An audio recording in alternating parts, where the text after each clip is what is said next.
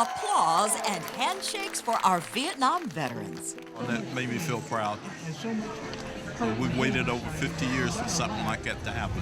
65,000 from our first coast were sent to a war zone 9,000 miles from home. West Nassau High School asking me to come show our new Vietnam documentary. You guys are great. I mean, you really are fantastic. The students so polite to our vets.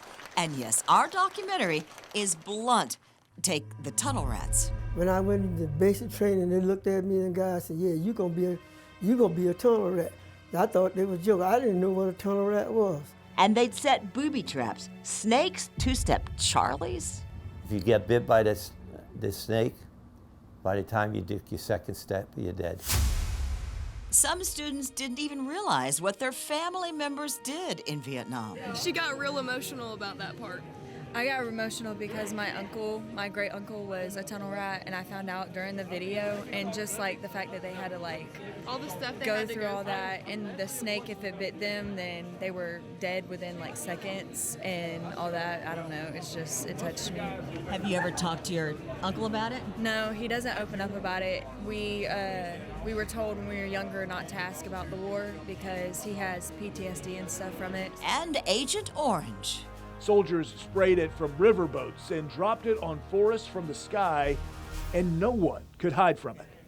My grandfather was in the Vietnam War, and my dad just told me, he said that the water went from blue to green to red because of the Ancient Orange and the blood and everything from everybody dying. Her own family suffering to this day.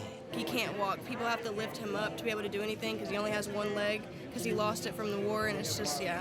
Did you ever understand all that until now? I didn't really get how in-depth and scary it was until we actually watched that video and get to really see how it affected them, and to see grown men cry and really get emotional about it really affected me. These teenagers getting to talk with the veterans.